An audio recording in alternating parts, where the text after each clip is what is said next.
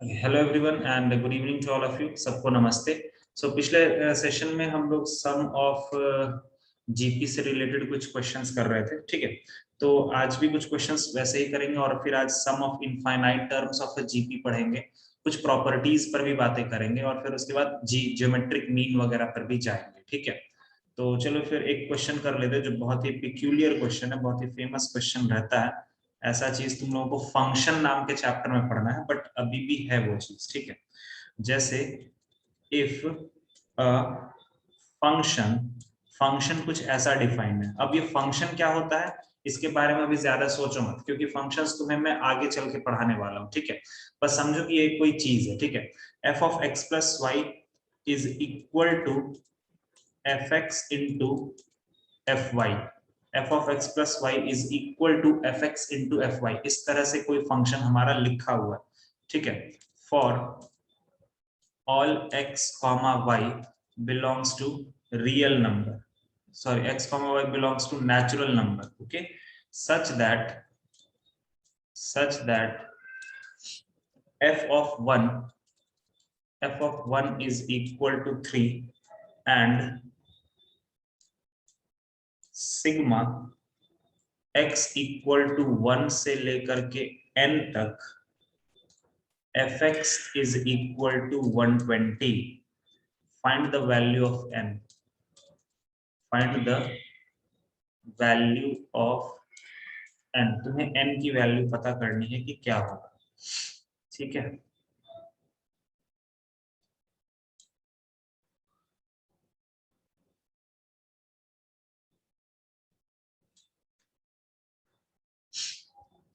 तो देखो इस क्वेश्चन में अभी तुम्हें इस फंक्शन जो चीज यहाँ लिखा हुआ है ना, ये एक बड़ा इंपॉर्टेंट चीज है। ये तुम्हें अभी उतना समझ में नहीं आएगा, एक्चुअली ये फंक्शंस वाले चैप्टर का पार्ट होता है ये। बट फिर भी अभी के लिए बस इसको थोड़ा सा दिमाग में याद रख लो, क्योंकि भविष्य में इसका अच्छा खासा प्रूफ होता है कि जो चीज मैं अभी लिखूंगा ये प्रूफ कैसे होता है, वो तुम्हें लिमिट्स और कॉन्टिन्यूटी जब मैं पढ़ाऊंगा वहां पर तुम्हें मिल जाएगा इसका प्रूफ। तो अभी के लिए बस तुम इतना जान लो कि अगर तुम्हारे पास कोई फंक्शन होता है कि f of x plus y is equal to f x plus sorry f x into f y, अगर इस तरह का कोई फंक्शन रहता है तो बेसिकली हमारा जो फंक्शन डिफाइन होता है वो डिफाइन होता है, हम एफ एक्स का नाम देते हैं lambda to the power x, ठीक है। इस तरह से फंक्शन डिफाइन होता है lambda to the power x. अगर कोई ऐसा, इसको बोला जाता है फंक्शनल इक्वेशन, जिसको मैंने घेर के रखा है ना, this particular thing is known as functional equation. और इस तरह का फंक्शनल इक्वेशन का आंसर क्या होता है, f x is equal to lambda to the power x, ठीक है। अब इसको तुम चाहो तो समझ भी सकते हो, देखो कैसे। अभी अगर ऐसा क्यों होता है उसके पीछे थोड़ा सा मैं समझा देता हूं, क्योंकि ये डिटेलिंग तो अच्छा खासा तुम्हें कॉन्टिन्यूटी में पढ़ना है। देखो अगर हमने एफ एक्स को ये पकड़ा, ठीक है, मैं ग्रीन पेन से कर देता हूं। अगर हमने एफ एक्स को माना है lambda to the power x, ठीक है, तो हम सबसे पहले एलएचएस उठाते हैं। एलएचएस का मतलब क्या है, f of x plus y. अब देखो f of x plus y का क्या मतलब होता है कि ऊपर जो एफ एक्स लिखा हुआ है ना, उसमें एक्स जहां जहां है उसको तुम एक्स प्लस वाई से रिप्लेस कर दो। एक्स जहां जहां है उसको तुम एक्स प्लस वाई से रिप्लेस कर दो, तो ये क्या बन जाएगा, ये बन जाएगा लैम्डा का पावर एक्स प्लस वाई। अब आरएचएस देखो, आरएचएस हमारा क्या है, आरएचएस है f x into f y, ठीक है। तो इसको अगर हम लिखते हैं तो एफ एक्स का वैल्यू कितना है, lambda to the power x, f y को हम क्या बोलेंगे, lambda to the power y. और अगर तुम एक्सपोनेंट की प्रॉपर्टी को समझते होगे तो देखो यहां पर तुम्हें दिख गया ना कि एलएचएस और आरएचएस दोनों ही सेम होता है, ठीक है। तो यहां से थोड़ा सा समझाने का बस इतना सा तरीका होता है, अदरवाइज इसका अच्छा खासा प्रूफ होता है। वो कहां पढ़ा जाता है, तो वो limits and So can you please repeat the RHS part? RHS part में एफ एक्स को, एफ एक्स जो है हमारा, हमने एफ एक्स ये हमने अज्यूम किया है ना, हमने एफ एक्स के जगह पर एफ एक्स को पुट कर दिया और एफ वाई के जगह पर lambda to the power y put कर दिया। एफ एक्स का मतलब है lambda to the power x, f y का मतलब होगा lambda to the power y, f of Shivam का मतलब होगा lambda to the power Shivam. X के जगह पर जो भी चीजें आएंगी वो वहां पर रिप्लेस हो जाएगा, ठीक है। और रहा बात प्रूफ का, तो इसका अच्छा खासा प्रूफ मिलता है लिमिट्स और कॉन्टिन्यूटी में, वो चैप्टर में। ठीक है, तो वापस आते हम, तो हम लैम्डा क्यों ले रहे हैं? वही तो यार, ये इस तरह का आंसर आता ही है। ठीक है, अब लैम्डा क्यों ले रहे हैं, ये सारा रीजन तुम्हें वहां पर मिलेगा। ठीक है, एक्चुअली इस तरह का जो भी फंक्शनल इक्वेशन होता है वो उसका आंसर एक्सपोनेंशियल फॉर्मेट में होता है। ठीक है, उसका आंसर एक्सपोनेंशियल फॉर्मेट में होता है, और एक्सपोनेंशियल फॉर्मेट में lambda to the power x होता है। ठीक है, कोई भी एक्सपोनेंशियल फॉर्मेट क्या लिखते हो, कुछ बेस होता है और कुछ पावर होता है, तो Yes, sir. Lambda to the power x Yes. होगा। ठीक है, अब यहां पर हम लैम्डा का वैल्यू निकालेंगे। तो लैम्डा का वैल्यू निकालने के लिए देखो, कोना में तुमको एक इंफॉर्मेशन दिया हुआ है, तुमने इतना तो पता कर लिया ना कि एफ एक्स का वैल्यू है lambda to the power x. कोना में एक इंफॉर्मेशन दिया हुआ है कि एफ ऑफ 1 जो है वो 3 के बराबर है। ठीक है, तो एफ ऑफ 1 का मतलब क्या होगा, ये जो एफ एक्स हमने अज्यूम किया है, इस एफ एक्स में एक्स के जगह पर क्या रख देंगे, 1 रख देंगे। ठीक है, तो यहां पर ये वाला lambda to the power x है, तो ये क्या बन जाएगा, lambda to the power 1 is equal to 3। तो लैम्डा का वैल्यू कितना हो गया, 3 के बराबर। अब हमारा जब लैम्डा हमने निकाल लिया है, तो अब हम अपना फंक्शन को फिर से अच्छे से लिखेंगे लैम्डा का वैल्यू रख करके। ठीक है, तो एफ एक्स कितना आ गया, फाइनली हमारा एफ एक्स आ गया 3 raise to the power x. ठीक है, इस तरह का कोई भी इक्वेशन रहेगा, उसका answer lambda to the power x देते हैं, और लैम्डा निकालने के लिए क्वेश्चन में कुछ ना कुछ जरूर दिया रहता है, कुछ ना कुछ जरूर दिया रहेगा। अब देखो, अब अगला जो पार्ट है इसका, वो भी थोड़ा सा इसी चैप्टर में आगे पढ़ना था, बट चलो अभी अगर है तो देख लेते हैं।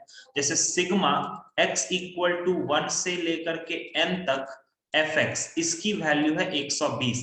अब ये सिग्मा नोटेशन इसी चैप्टर में तुम्हें आगे पढ़ना है, आई थिंक 2 लेक्चर के बाद। ठीक है, अब इसका मतलब क्या होता है वो समझ लो। इसका मतलब होता है कि इस वाले अंदर वाले चीज में x का वैल्यू तुम 1 से रखते चले जाओ। x का वैल्यू 1 रखो, फिर x का वैल्यू 2 रखो, फिर x का वैल्यू 3 रखो, फिर x का वैल्यू 4 रखो। ऐसे करते करते सारी चीजों को तुम ऐड करते चले जाओ। ठीक है, तो देखो, अगर हमने, देखो एक सेकंड, x का वैल्यू 1 पहले रखेंगे, x का वैल्यू 2 रखेंगे, x का वैल्यू 3 रखेंगे, x का वैल्यू 4 रखेंगे। ऐसे करते करते x का वैल्यू कहां तक रखेंगे, n तक रखेंगे। बताओ मुझे, x का वैल्यू 1 रखेंगे तो ये f क्या बन जाएगा, f ऑफ 1 बनेगा कि नहीं बनेगा, देखो तो f ऑफ 1 बनेगा ना। Yes, sir. अच्छा, ये सबको ऐड भी करना होता है। ठीक है, जितनी वैल्यूज तुम रखोगे ना, सबका एडिशन कर देना। सिग्मा का मतलब होता है समेशन। ठीक है, सिग्मा का मतलब होता है समेशन या फिर सभी चीजों का एडिशन। ठीक है, तो बताओ x इक्वल टू 2 पर क्या बनेगा, ये बनेगा f ऑफ 2। ठीक है, x इक्वल टू 3 पर क्या बनेगा, f ऑफ 3। इसके बाद क्या बनेगा, f ऑफ 4।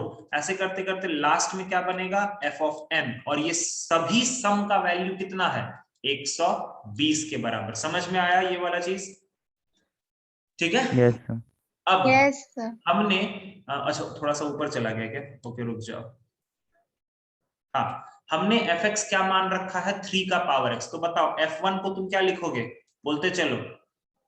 अगर x के जगह पे 1 रख देंगे तो क्या हो जाएगा, So 3। So 120. 3. उसके बाद 3 का पावर 2, उसके बाद 3 का पावर 3, उसके बाद 3 का पावर 4। ऐसे करते करते ये कहां तक चला जाएगा, 3 का पावर n, और ये 120 हो गया। और यही चीज तुम्हारा क्या बन रहा है, दिख रहा तुम्हें, LHS में एक जीपी बन रहा है ना, दिख रहा है, LHS में एक जीपी बन रहा है कि नहीं। Yes, sir. ये एक जीपी है जिसका फर्स्ट टर्म क्या है, 3, कॉमन रेशियो कितना है 3, और टोटल टर्म कितना है, वो है n। तो इसका सम क्या होता है, वो होता है a r का power total term -1 by r -1 is equal to 120। तो यहां से 3 इंटू 3 का power n-1 by 2 is equal to 120। ये कितना हो जाएगा, ये 3 जो यहां से है ये इसको 40 बार में काट देगा, और हमें यहां पर मिल जाएगा कि 3 का power n-1 is equal to 80। तो यहां से 3 का power n is equal to 81 and this is equal to 3 to the power 4। तो n का वैल्यू है 4। ठीक है, आया इस बात समझ में? तो ये थोड़ा सा अलग हटके क्वेश्चन होता है, थोड़ा सा फंक्शंस वगैरह का इन्वॉल्वमेंट होता है। ऐसा क्वेश्चन इस साल भी आया था, पिछले साल भी आया था और इसके पिछले साल भी आया था। तुम पीवाईक्यूज उठाओगे ना तो ये जो फंक्शनल इक्वेशन दिख रहे हो ना, ये तुम्हें वहां पर जरूर दिख जाएगा। कम से कम 2-3 क्वेश्चन में ये फंक्शनल इक्वेशन एग्जैक्टली वैसा ही दिखेगा। तो वहां पर तुम्हारा स्टार्ट ही यहीं से होना चाहिए कि तुम fx को क्या मान लेना, lambda to the power x। कुछ ना कुछ जरूर दिया रहेगा लैम्डा का वैल्यू निकालने में, और फिर तुम आगे कर सकते हो। ठीक है, ओके, समझ में आया सबको? Yes sir. ठीक है, तो ये मैंने Yes. कराया, एक्चुअली ये अभी का चीज नहीं है, बट क्या कर सकते हो, अब जेई वो कहीं से भी पूछ सकता है ना, तो ठीक है। बट ऐसा नहीं है, अभी अगर तुम्हें परेशानी हो रहा है इसको समझने में, तो वो सही समय जब आएगा ना तो डेफिनेटली तुम्हें समझ में आ जाएगा। ठीक है, चलो नेक्स्ट जो होता है, हमने अभी तक n terms of a GP का हमने सम पढ़ लिया है। अगला होता है sum of infinite terms of GP. Infinite terms of GP, ठीक है, इनफाइनाइट टर्म्स ऑफ जीपी का सम पता करना है कि कितना होता है। अब सबसे पहले ये बात सुनो कि सर एक जीपी का इनफाइनाइट टर्म्स अगर हम जोड़ देंगे तो उसका सम, जैसे तुम लोगों को सिंपली लगता हो ना कि 2 + 3 + 4 + 5 + 6 + 7 + 8 + 9 + 10 ऐसे करते करते अगर इंफिनिटी तक जाएगा तो उसका सम तो इंफिनिटी होता है। तो फिर कोई भी इनफाइनाइट टर्म्स का सम तो इनफाइनाइट होता है, ऐसा ऐसा रहेगा, होगा तुम लोगों के दिमाग में, बट ऐसा नहीं होता। दो तरह का सीरीज होता है, एक होता है कन्वर्जेंस सीरीज और एक होता है डाइवर्जेंस सीरीज। डाइवर्जेंस सीरीज जो होता है ना, उसका अगर तुम इनफाइनाइट टर्म्स का एडिशन करोगे डाइवर्ज कर जाएगा। डाइवर्ज कर जाएगा मतलब और बड़ा बन जाएगा। मतलब देखो, छोटा से छोटा छोटा छोटा छोटा ऐड होते होते होते होते होते और डाइवर्ज कर जाएगा। तो डाइवर्जेंस सीरीज जो होते हैं ना, उसके जो सम होते हैं वो टोटली इनफाइनाइट सम को अगर तुम जोड़ोगे ना तो वो अनंत बनाएंगे। लेकिन जो कन्वर्जेंस होते हैं, कन्वर्जेंस कन्वर्ज करना मतलब कुछ सम जुड़ेगा जुड़ेगा जुड़ेगा जुड़ेगा और जुड़ते जुड़ते जुड़ते जुड़ते एक लिमिटेड क्वांटिटी मिलता है। ठीक है, तो उसको बोलते हैं कन्वर्जेंस सीरीज। कन्वर्ज करना मतलब एक जगह पर जाकर के मिल जाना, डाइवर्ज करना मतलब और फैल जाना। ठीक है, तो ये मतलब होता है उसका। तो बेसिकली जीपी के में ना जो डाइवर्जेंस जीपी होता है, सॉरी जो कन्वर्जेंस जीपी होता है ना, उसका सम हम निकाल सकते हैं। अब इसमें समझ लो एक बात, जैसे सर बोलो।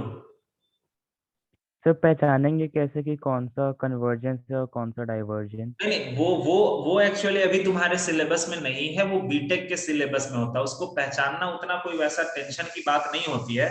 ठीक है, अब जैसे जीपी में तो मैं तुम्हें समझा देता हूँ, बट वो तुम एक्चुअल में पढ़ते हो बीटेक के। Yes sir. ठीक है, उसमें वहां पर अच्छा खासा फर्स्ट सेमेस्टर में मैंने भी पढ़ा था, तो वहां पर है।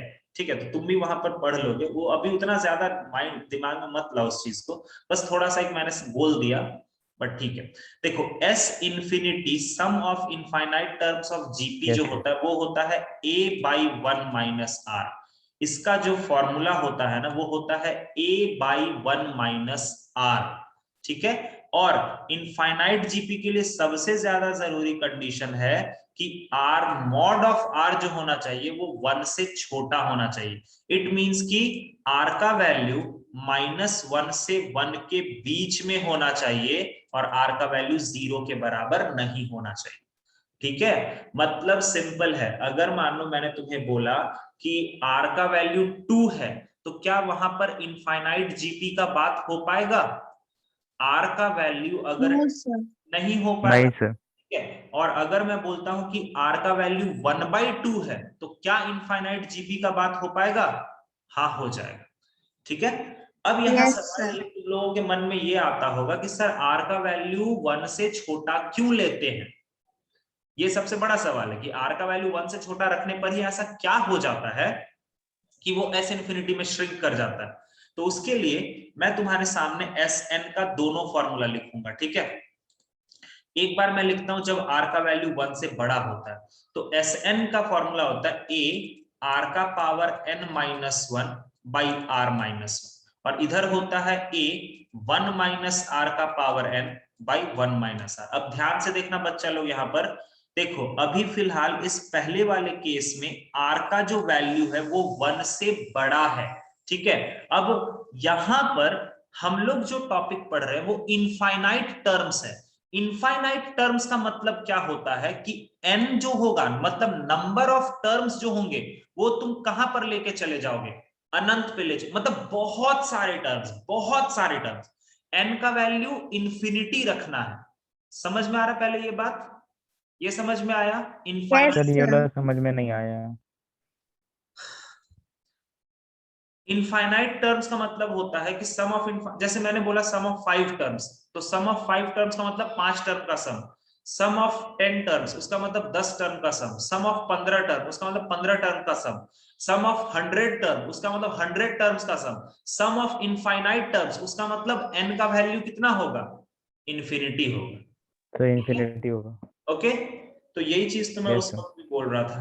तो r का वैल्यू ग्रेटर देन 0 है और n का वैल्यू इंफिनिटी। अब मेरा एक बात बताओ, r का वैल्यू ग्रेटर देन 1 है और इसमें बताओ कि अगर कोई ऐसा नंबर जो कि 1 से बड़ा है और उसके माथे पर तुम अगर पावर इंफिनिटी लेकर के जाते हो, क्योंकि n का वैल्यू इंफिनिटी है, तो ये वैल्यू कहां को चला जाएगा, इंफिनिटी को चला जाएगा। समझ में आ रही है? अब बोलोगे सर नहीं समझ में। अब सुनो मेरी बात, r का वैल्यू कोई भी अपने मन में सोच, कोई भी वैल्यू मुझे बताओ जो 1 से बड़ा हो, कोई भी वैल्यू बोलो, जल्दी बोलो। 2। 2। अब देखो, देखते रहना एक चमत्कार। 2 का पावर 1, 2 का पावर 2, 2 का पावर 3, 2 का पावर 4, 2 का पावर 5, 2 का पावर 6, ये 2 होता है, ये 4 होता है, 8 होता है, 16 होता है, 32 होता है, 64 होता है, 128 होता है, 256 होता है, 512 होता है, 1024 होता है, 2048 होता है, इस तरह से। यहां पर समझना यह है कि सर जैसे जैसे आप 2 के माथे का पावर को बढ़ा रहे हैं, बढ़ाते बढ़ाते बढ़ाते बढ़ाते आप अनंत पे चले जाइए। तो जैसे जैसे आप 2 के माथे का पावर को बढ़ा रहे हैं, आपका ओवरऑल वैल्यू बढ़ता जा रहा है ना? Yes sir. ठीक है। Yes, sir. अगर आपने 2 के माथे के पावर को बढ़ाते बढ़ाते बढ़ाते बढ़ाते बढ़ाते पूरा एकदम बढ़ाते गए और अनंत पे लेके चले गए, तो वो क्या हो जाएगा, इंफिनिटी ही तो बन जाएगा। समझ में आ रहा है ये बात? हाँ सर। Yes sir. ठीक है। Yes, sir. तो जब हमारा r का वैल्यू 1 से बड़ा होता है, तब ये वाला चीज का जो आंसर आएगा वो तो एक अच्छा खासा आंसर नहीं आएगा, वो तो इंफिनिटी हो जाएगा। ठीक है, समझ में आ रही है ये बात?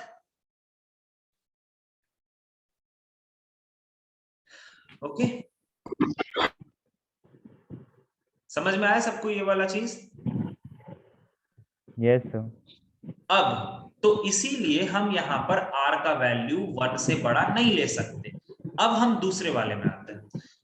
r का वैल्यू अब हम 1 से छोटा लेंगे। तो अगर हमने r का वैल्यू को 1 से छोटा लिया, अगर हमने r का वैल्यू को 1 से छोटा लिया, कोई एक वैल्यू बोलो मुझे, r का वैल्यू 1 से छोटा लेंगे तो 0.5 -1। देखो 0.5 मतलब 1/2, ठीक है ना? तो 1/2 का पावर 1, 1/2 का पावर 2, 1/2 का पावर 3, 1/2 का पावर 4। अब तुम मुझे बस एक ट्रेंड बताओ कि कोई ऐसा वैल्यू जो 1 से छोटा है और उसके माथे का पावर तुम बढ़ाते हो, तो ये 1/2 मिलेगा, ये 1/4 मिलेगा, ये 1/8 मिलेगा, ये 1/16 मिलेगा। तो कोई एक ऐसा वैल्यू जो 1 से छोटा है और उसके माथे का पावर अगर तुम बढ़ाओगे, तो ओवरऑल वैल्यूज तुम्हारा घट रहा है या बढ़ रहा है? Sir, decreasing. बढ़ सर रहा डिक्रीज है। हो रहा है। और एक बात समझो, ये 0.5 है, ये 0.25 है, ये 0. कितना, ये 125 है। तो एक चीज तुम देख रहे हो, कि 0 देखो ये हमारा 0 है, अभी ये वाला वैल्यू यहां है, ये 0.25 और 0 के करीब चला गया, 0.125 और करीब गया, धीरे धीरे धीरे धीरे करते करते अगर तुमने n के वैल्यू को इन्फिनिटी पर ले जाओगे तो ये जो वैल्यू है ये बहुत करीब आते आते आते आते किसके करीब आ जाएगा, 0 के करीब आएगा। सर 0 के। समझ में आ रहा है? तो इसका मतलब है कि अगर r का वैल्यू 1 से छोटा होता है ना तो r का पावर n जो होगा वो तुम्हारा कहां चला जाएगा, 0 को, तभी जाकर के यहां से s इंफिनिटी का फॉर्मूला निकलता है a/1 माइनस r। ठीक है, s इंफिनिटी का फॉर्मूला निकलता है a/1 माइनस r। आया बात समझ में सबको? Yes, sir. ठीक है, तो अब तुम्हारे दिमाग में ये सवाल आएगा कि सर तो दिक्कत क्या है सर, अगर s इंफिनिटी पहला वाला चीज को लेकर के, पहले वाले केस को लेकर के अगर s इंफिनिटी इंफिनिटी ही आ रहा है तो क्या प्रॉब्लम? ऐसा भी तो हो सकता है ना, बहुत सारे सम हैं और उनका सम इंफिनिटी हो सकता है। प्रॉब्लम है, प्रॉब्लम है। अब वो प्रॉब्लम क्या है, अब वो सीखते हैं। देखो पहले ये दोनों समझ में आया कि r का वैल्यू बढ़ाने से किधर क्या फर्क पड़ेगा, वो समझ में आया तुम लोगों को? बोलो जल्दी। Yes, sir. ठीक है। यस अब सर। इनफाइनाइट जीपी के लिए जो कंडीशन होता है ना वो होता है r का वैल्यू 1 से छोटा। ठीक है, अब एक एग्जांपल मैं तुम्हें समझाता हूं। मान लो मैंने एक स्टार्ट करा, एक जीपी स्टार्ट किया है जिसमें r का वैल्यू मैं 1 से छोटा रखूंगा, मतलब 1/2 रखूंगा। तो मान लो मैंने बोला 1 प्लस 1/2 प्लस 1/4 प्लस 1/8, ऐसे करते करते मैंने इस टर्म को अनंत तक लेकर के चले गए। ठीक है, अब मुझे अच्छे से बताना, क्या इस चीज का वैल्यू कभी भी इंफिनिटी आ सकता है? तुम अगर जनरली भी सोचोगे तो तुम बोलोगे सर नहीं आ सकता। क्यों नहीं आ सकता? देखो ये 1 है, ये कितना होगा 0.5, ये कितना होगा 0.25, ये कितना होगा 0.125। अरे भैया इधर तुम कितना भी टर्म ले आओ ना, कितना भी टर्म ले आओ, सभी टर्म का वैल्यू 0 पॉइंट समथिंग ही होगा ना। देखो होगा। और 1, यस सर। और अगर तुमने 1 में कितना भी 0 पॉइंट समथिंग ऐड कर दिया, कितना भी, वो कभी भी इंफिनिटी में जा पाएगा? सोचो तो, कभी भी जा पाएगा इंफिनिटी में? No, sir. नहीं ना। सर अगर बहुत ज्यादा होगा तब तो जा सकता है ना। नहीं ना भाई, तुमको ऐसा लग रहा ना, बट ऐसा थोड़ी ना होता, क्योंकि बहुत ज्यादा होगा। तुम यहीं पर तो देखो यार 0.125 है ना यार, इसके बाद का नंबर यस सर। और छोटा, और छोटा, और छोटा हो मतलब जाएगा। 0.0000000 ऐसे हो जाएगा। तो इसका मतलब है कि इस पूरे क्वांटिटी का वैल्यू कहीं ना कहीं 1 और 2 के बीच में फ्लोट करता रहेगा, कहीं ना कहीं। समझ में आ रहा है? आ रहा है यस समझ सर। में? तो Yes, sir. सर आखिर कैसे पॉसिबल है कि एक इनफाइनाइट जीपी का सम अनंत हो जाए? समझ में आया? So this is the reason कि इनफाइनाइट जीपी का कभी भी सम इन्फिनिटी पॉसिबल नहीं है। इनफाइनाइट जीपी का कुछ ना कुछ एक फिक्स्ड सम निकल के आता है। समझ में आया सबको? सर बट यहाँ पे तो हाफ और मतलब जितना भी वैल्यू है उसके आगे 1 से छोटा है, अगर फिर वो 1 से बड़ा होता तो? फिर वही चीज, अगर वो 1 से बड़ा होता तो हम इनफाइनाइट जीपी बोलते ही नहीं ना। इनफाइनाइट जीपी बनाने के लिए मैंने ऊपर में ही एक कंडीशन लिख रखा है कि इनफाइनाइट जीपी का ये फॉर्मूला होता है और इसके पीछे कंडीशन क्या होता है, ये होता है, बस। ठीक है, यस सर। इनफाइनाइट जीपी को फॉर्म करने का यही एकमात्र कंडीशन होता है कि आर का वैल्यू तुम 1 से छोटा रखो। आर का वैल्यू 1 से छोटा रहेगा तभी तुम्हारा कुछ अच्छा खासा सम निकल के आ पाएगा, बस दैट्स इट। ठीक है, तो तो ये सारी मतलब कि बात। 1 से ज्यादा, हाँ यस बोलो। सर, 1 से ज्यादा वैल्यू होगा तो हम लोग इनफाइनाइट जीपी नहीं ले सकते। इनफाइनाइट जीपी नहीं ले सकते। देखो इनफाइनाइट जीपी ले सकते हो बट उसका सम जो होगा ना वो फिक्स्ड नहीं आएगा, वो इन्फिनिटी आ जाएगा। ठीक है, उसका यस सम सर। इन्फिनिटी आ यस जाएगा। सर। ओके, ये सारा प्रूफ का बात था। दिस ऑल आर द बात ऑफ प्रूफ। ये तुम्हारे लिए मतलब उतना ज्यादा पूछते नहीं है ये सब चीजों से रिलेटेड। तुम्हें जरूरी क्या है, तुम्हें जरूरी है ये फॉर्मूला को याद रखना, a/1 - r।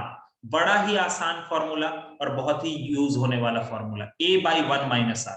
s इंफिनिटी का वैल्यू होता है a/1 - r। ठीक है, चले क्वेश्चन करें क्या आप इस पे? Yes, sir. और ये जो तुम देख रहे हो ना r का पावर n, n का वैल्यू बढ़ाना, ये सारा चीज ना लिमिट्स में बहुत यूज होता है। लिमिट्स जब चैप्टर पढ़ेंगे तब वहां पर बहुत यूज होता है ये सब। चलो नेक्स्ट क्वेश्चन लिखते हैं, फटाफट से क्वेश्चन करते हैं। Find the sum up to infinity, find the sum up to infinity of gp -5/4, 5/16, -5/64 ... up to infinity. इन सभी इनफाइनाइट टर्म्स का सम पता करना है, जल्दी बताओ कितना होगा।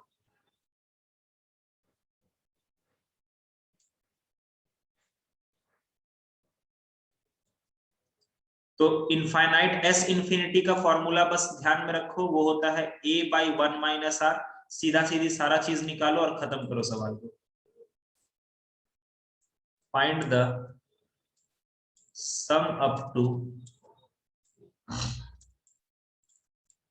इंफिनिटी, ये है 1/2 plus 1/3 square plus 1/2 cube plus 1/3 to the power 4 plus 1/2 to the power 5 plus 1/3 to the power 6 ...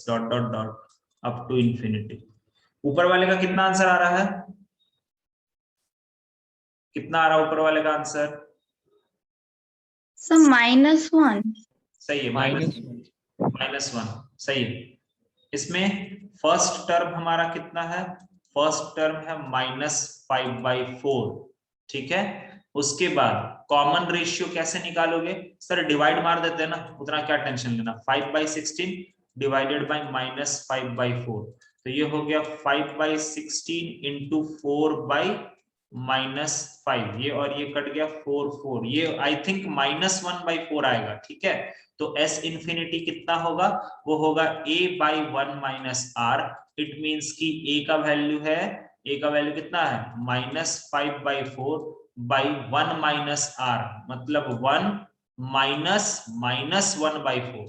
तो ये हो गया -5/4 डिवाइडेड बाय 4, और ये हो गया 5/4। ये इधर से कट गया, आंसर आएगा -1 इज द राइट आंसर। आ गया सबका? आया सबका? Yes, sir. बोलते ही नहीं हो यार। उसके बाद वाले क्वेश्चन में क्या करेंगे, कोई बताओ कैसे करेंगे उसके बाद वाले क्वेश्चन को? कोई भी जो बता सकता हो। सर इसका आंसर -1/7 है। क्या कर दिया यार? Sir, is it 9/14? 9/14? नहीं, तो इसका आंसर कितना है आपको, मतलब पता है क्या आंसर? मुझे दिख तो रहा आंसर, नो डाउट, मुझे तो पता ही है। तुम लोग मुझे आंसर छोड़ो, मुझे बताओ कि प्रोसेस क्या लगा है। सर a का वैल्यू तो गिवन ही है, इसके अच्छा। बाद r निकले हैं। अच्छा, तो क्या सच में तुमने बस सेकंड और फर्स्ट टर्म को डिवाइड करके आर देख लिया? ये नोटिस किया? अच्छा हाँ सर, वही तो मेरा कैलकुलेशन मिस्टेक हुआ है। आंसर सर मैं प्रोसेस सही है लेकिन आंसर गलत है कैलकुलेशन मिस्टेक की वजह से। एक minute.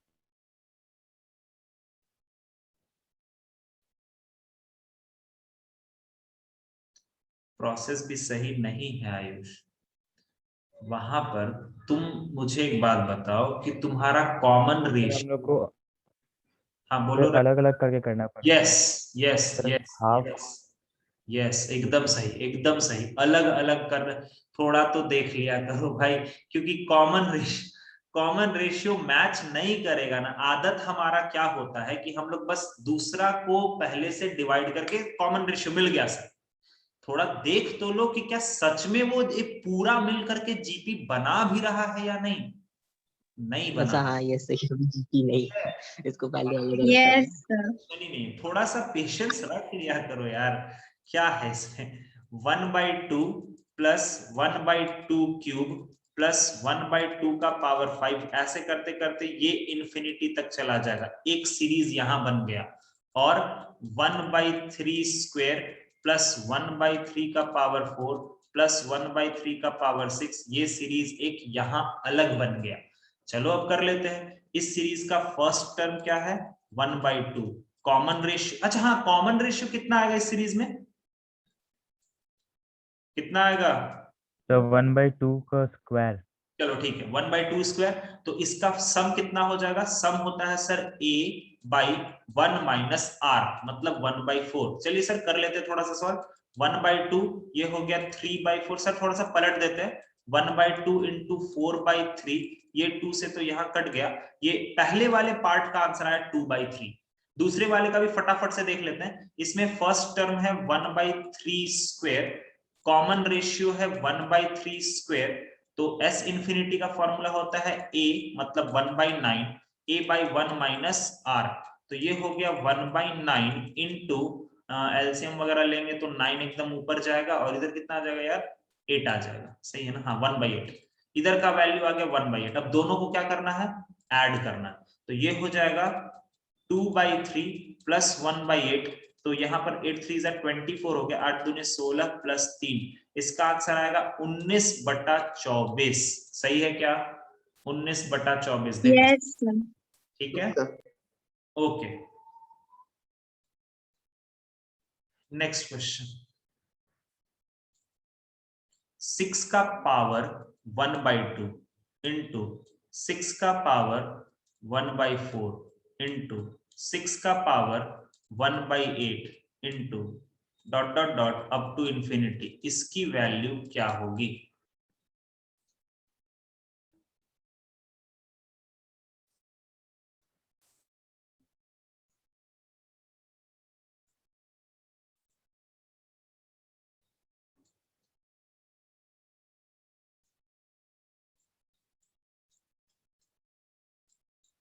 First term of a GP is 2 and sum to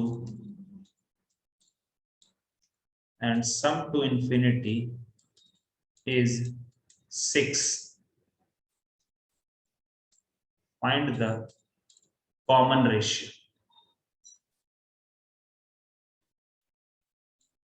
इसके बाद है sum of infinite GP is 8 and its second term is 2. Find the first term. कितना है जी, ऊपर वाले का आंसर कितना आ रहा है, नहीं पता कर पा रहे हो, कैसे करेंगे, कोई बताओ मुझे कैसे करेंगे? तो 6 टू द पावर हाफ को कॉमन निकाल के। अरे भाई क्या कर रहे हो यार, ये तुम लोगों को इसमें ये फील क्यों नहीं आ रहा कि सर ये सभी चीजें मल्टीप्लाई में है, तो बेस सेम है, और जब भी बेस सेम होता है तो पावर क्या होता है, ऐड हो जाता है। तो प्लस हो जाएगा सर। यस अब सर। ये इंफिनिटी तक ऐड हो जाएगा, तो ये पूरा एक तुमको क्या मिल रहा है, इनफाइनाइट जीपी मिल रहा है, बात खत्म, हो गया, टेंशन खत्म। तो ये हो जाएगा a6 तो रहेगा, इस इनफाइनाइट जीपी का सम क्या होगा, a/1 माइनस r। तो 6 का पावर 1/2 अपॉन 1/2 कट कट, और ये हो गया 6 के बराबर। क्या यार, मुझे लगा वो तो कम से कम पहचान जाओगे, मैंने नॉर्मल तरीके से नहीं लिखा, बट मुझे ऐसा लगा कि पहचान तो जाओगे उसको यार। क्लियर है सबको को ये वाला? Yes sir. Yes, Yes. sir. ठीक है, find first term of a GP is 2. मतलब a का वैल्यू 2 है और सम अप टू इंफिनिटी है 6, तो कॉमन रेशियो फाइंड आउट करके बताना। तो चलो s इंफिनिटी का सर वैल्यू, इसका आंसर 2/3 है कि? ओके देख लेते हैं। तो यहाँ हो गया a by 1 minus r is equal to 6, तो a का वैल्यू तो 2 है, by 1 minus r is equal to 6, cross multiply कर देंगे। सुनील क्या कर रहे हो यार? तो 2 इज इक्वल टू 6, इसको डिलीट कर दो, डिलीट कर दे 6 r is equal to 4, r का वैल्यू आ गया 2/3, आर का वैल्यू यहाँ पर आ गया 2/3। वापस कनेक्ट करते हैं और फिर से कंटिन्यू करते हैं, ठीक है? वापस कनेक्ट करते हैं जल्दी से।